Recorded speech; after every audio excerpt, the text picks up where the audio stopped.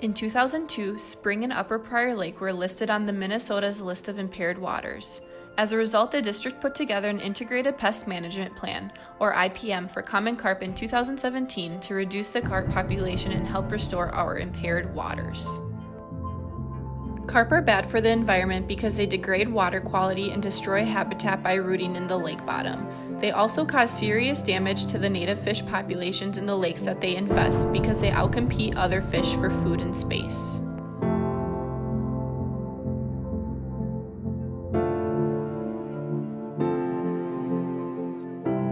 I am implanting this fish with a radio tag. We use these radio tags to identify where these fish go in the springtime, in the summertime, fall, and then in the winter. What we're doing right now, we found them yesterday in the seine hall and had our commercial fishermen come out to capture them. These tags will last about 3 years, and we'll keep track of every fish that we tag. This radio tag carp aggregation map tells us where the carp are located in order to have a carp seine. How we calculate a population estimate from catching, marking, and releasing carp goes as follows. Say you catch 6 carp in the first capture. You mark all 6, then release them. Then you capture 9 carp the second capture, 2 of which you already marked from the first capture. You take the first catch times the second catch and divide that number by the marked carp you caught in the second capture, and that gives you your population estimate of 26 carp.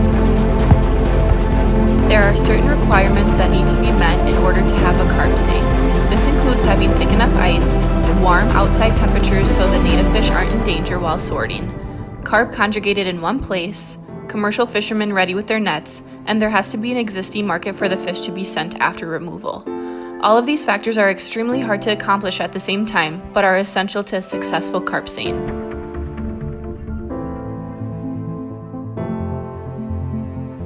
The fisherman first starts out by cutting a large hole in the water, which then he drops the net in. The top of the net has floaters and the bottom of the net has weights. He then drills 2 smaller holes on either side of the first initial large hole and grabs the net and pushes it through the hole with a stick. He then pulls the net out of the small drilled holes and repeats this process until he gets close to the shoreline.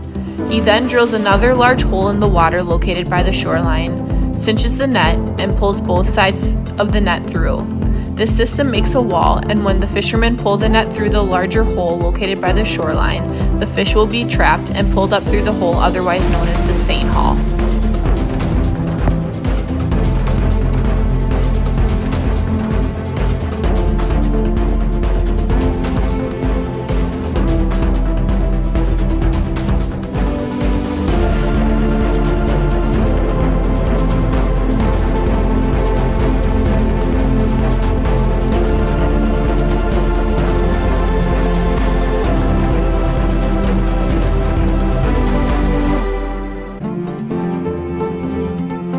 So right now they're pulling the net away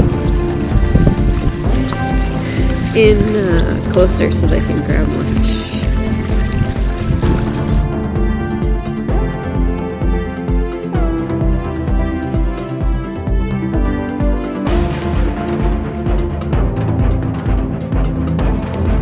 I'm sure you're wondering what happens to the native fish when they get caught in the net with the carp. Well, they get taken out quickly and get thrown back into the lake to ensure their survival. So they're hauling up the fish in a net, right like that, dumping it on the table, and then they sort them into different sizes. The big ones and the small ones go to different markets. Then they dump them into the boxes,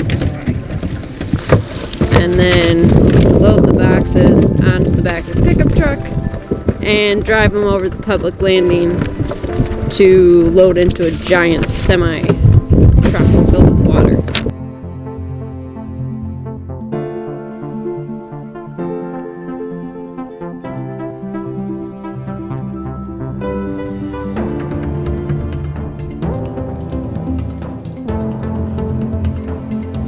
During the 2018 seine, carp were sent in a live well truck to markets on the East Coast, along with game fishing markets in the South. The Prior Lake Spring Lake Watershed District's goal is to reduce the carp population in district lakes to below 100 kilograms per hectare. When the carp population reaches below that level, it's been shown that the carp aren't as damaging. The district will continue to manage the carp populations to keep them below that level and help keep our lakes clean and healthy in the future.